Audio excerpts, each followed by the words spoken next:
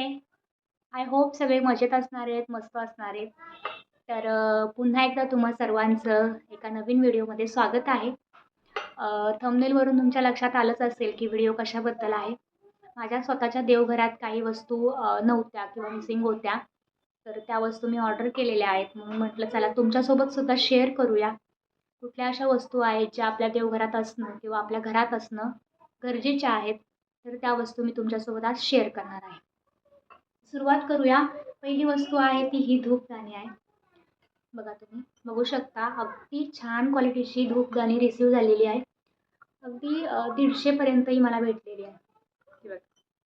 तर घरात जर लहान मुलं असतील तर आपण धूप वगैरे जाळतो किंवा कापूर जाळतो आणि मुलांनी जर त्याला हात लावला तर त्यांना चटका लागतो.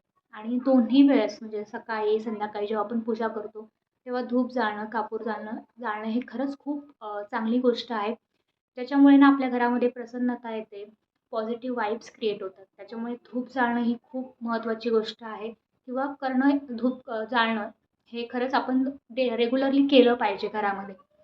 तर त्यासाठीच मी ही धूपदाणी ऑर्डर केलेली आहे आणि अगदी चांगल्या क्वालिटीची रिसीव झालेली आहे. त्याच्यासाठी एक असा हँडल पण आहे, तो इथे असा सेट केला की आपण त्याला धरू शकतो. बघू शकता तर खूप छान क्वालिटीची अशी धूपदाणी आहे. तुम्हाला सुद्धा जर ही हवी असेल तर या प्रत्येक गोष्टीची प्रत्येक वस्तूची लिंक मी तुम्हाला ज्या दाखवणार आहे त्यांच्या लिंक्स मी डिस्क्रिप्शन बॉक्समध्ये देणार आहे. तुम्ही चेकआउट करायला विसरू नका आणि त्या तुम्ही सुद्धा परचेस करू शकता तुम्हाला जर आवडल्या तर. त्यानंतर दुसरी गोष्ट आहे ती म्हणजे ही गोमाता. तर तुमच्या देवाऱ्यात आहे की नाही माहीत नाही, पण माझ्या देवाऱ्यात गोमाता नव्हती. वसुबारसला दिवाळीमध्ये आपण जे वसुबारस करतो तर त्या वसुबारसला आम्ही दरवर्षी मातीची गोमाता आणून तिची पूजा करायचो.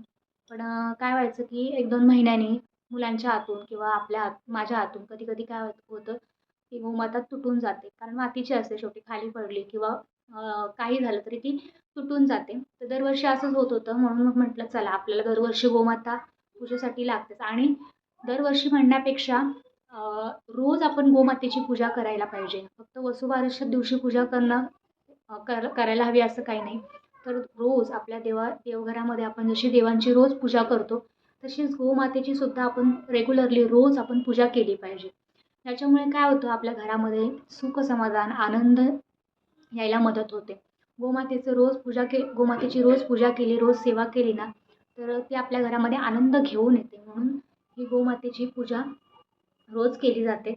त्याच्यासाठीच मी ही गोमाता मेटलची गोमाता घेतलेली आहे माझ्या मंदिरासाठी. खूप सुंदर क्वालिटीची आलेली आहे ही सुद्धा. भरीव आहे. गळ्यामध्ये अशी मस्त घंटा आहे.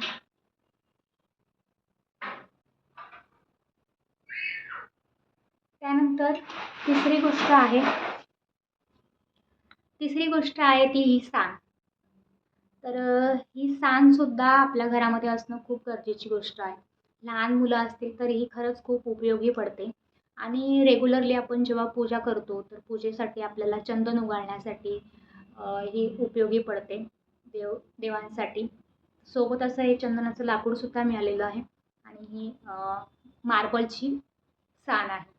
तर लहान मुलांसाठी ही कशी उपयोगी ठरते बघा. आपल्या घरात लहान मुलं असतील तर ती पडत असतात, लागत असतं, त्यांच्या डोक्याला म्हणा कुठेही म्हणा लागत असतं.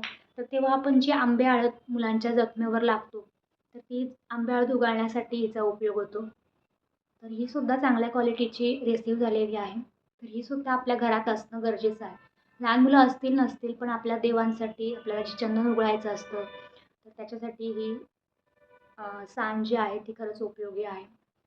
रोज रोज तर तिचा उपयोग होणारच आहे, पण ज्या काही आपण महत्त्वाच्या पूजा असतात आपल्या घरामध्ये म्हणजे गौरी गणपती जेव्हा असतात तेव्हा आपण पूजा करतो किंवा कुठलेही सणवार जेव्हा असतात तेव्हा आपण घरामध्ये पूजा अर्चा करतो. तर तेव्हा चंदन उगाळण्यासाठी ही साण जी आहे ती उपयोगी ठरते. तर ही सुद्धा अगदी मला 100 ते 200च्या रेंजमध्येच मिळालेली आहे. फार काही जास्त नाही आहे. 200च्या पुढे तर नाहीच आहे. 150च्या आतमध्येच आहे. त्यानंतर आहेत हे छोटेसे मिनी हार. तर रोज आपल्या देवांना फुलं मिळतातच असं नाही, किंवा हार आपण रोजच आणत नाही, किंवा आणायला आपल्याला मिळत नाही, वेळ मिळत नाही म्हणा. तर जे देवाऱ्यामध्ये छोटे छोटे देव असतात, कृष्णाची मूर्ती असते, गणपतीची मूर्ती असते, आपली देवींच्या मूर्ती असतात छोट्या छोट्या, तर त्यांच्यासाठी हे मिनी हार आहेत. तर बघा, एक हार आपण परचेस करायला गेलो ना तर ॲटलिस्ट 15 ते 20 रुपये लागतात. तर मी आता इथे 12 हारांचा असा एक सेट ऑर्डर केलेला आहे, ज्यामुळे ना घरातील देवघरातील जे सगळे देव आहेत ना, त्या सगळ्या देवांना आपण हे हार घालू शकतो. आणि सगळे देव जे आहेत ना, ते हे हार घातल्यामुळे बघा, तुम्ही ट्राय करून बघा. खूप छान अशी शोभा येईल तुमच्या देवघराला. तुमचे देव जे आहेत देवघरातील ते खरंच खूप छान दिसतील. म्हणून हे हार आहेत ते मी ऑर्डर केलेले आहेत. एकूण 12 हारांचा सेट आहे. आणि इतके सुंदर दिसत आहेत ना ते, असे बघताना सुद्धा खूप छान वाटते. त्यानंतर दुसरी गोष्ट नेक्स्ट आहे ती म्हणजे पंचारती. तर पंचारतीसुद्धा आपल्या देवघरामध्ये असणं गरजेचं आहे. गणपतीला, गौरी गणपतीला किंवा दुसरे कुठलेही सण जे असतात तेव्हा आपण आरती आपल्या घरामध्ये घेतो. नवरात्र असते जेव्हा आपण घरामध्ये आरती घेतो, तेव्हा त्यावेळेस ही पंचारती उपयोगी येते. आणि रोजसुद्धा जर तुम्ही घरामध्ये आरती वगैरे करत असाल, किंवा आपण करतो दिवे दिवे नाही लावले तरी पण याच्यामध्ये आपण कापूर जाळू शकतो. रोज कापूर जाळून पूर्ण घरामध्ये आपण हे फिरवू शकतो. इतकी तिचा म्हणजे कापूर जाळण्यासाठी सुद्धा हिचा उपयोग होऊ शकतो. हिची सुद्धा खूप छान क्वालिटी आलेली आहे, बघू शकता तुम्ही. आणि धरायला छान हँडलसुद्धा आहे. तर ही पंचारतीसुद्धा देवघरासाठी असणं गरजेचं आहे, आपल्या घरात असणं गरजेचं आहे. त्यानंतर आहे नेक्स्ट थिंग आहे ते म्हणजे हे आर्टिफिशियल फुलांच्या माळा. तर खूप वेळा असं होतं की आपण म्हणजे खूप वेळा आपण डेकोरेशन वगैरे करतो घरामध्ये, कुठल्याही सणासाठी किंवा कुठल्याही कार्यक्रमासाठी. तर त्यासाठी या माळा उपयोगी होतात, येऊ शकतात. तर एकूण 4 माळांचा सेट आहे. 4 माळा मला एका सेटमध्ये मिळालेल्या आहेत. तर ह्यांचा उपयोग तुम्ही तुमचं देवघर सजवण्यासाठी करू शकता, किंवा मग तुम्ही डोअरमध्ये सुद्धा या लावू शकता. डोअरला सुद्धा दरवाजाला सुद्धा या तुम्ही अडकवू शकता. आणि कुठल्याही फंक्शनसाठी तुम्हाला याचा उपयोग होईल, डेकोरेशनसाठी. तर अशा सुंदर अशा या माळा आहेत, विथ घंटी आहेत आणि चांगल्या क्वालिटीच्या आलेल्या आहेत, बघू शकता तुम्ही. तर अशा 5 ते 6 ते 7 गोष्टी मी देवघरासाठी ऑर्डर केल्या होत्या. तुम्हाला सुद्धा जर ह्या गोष्टी आवडल्या असतील तर तुम्ही नक्की परचेस करू शकता. चांगली क्वालिटी आलेली आहे. आणि 100 ते 200 रुपयांमध्ये कुठे काय मिळतं, म्हणजे दुकानात जरी आपण गेलो घ्यायला तर तिथे आपल्याला बार्गेनिंग वगैरे करता येणार नाही, कारण देवाच्या वस्तू असतात. आपण जास्त काही बोलू शकत नसतो तिथे.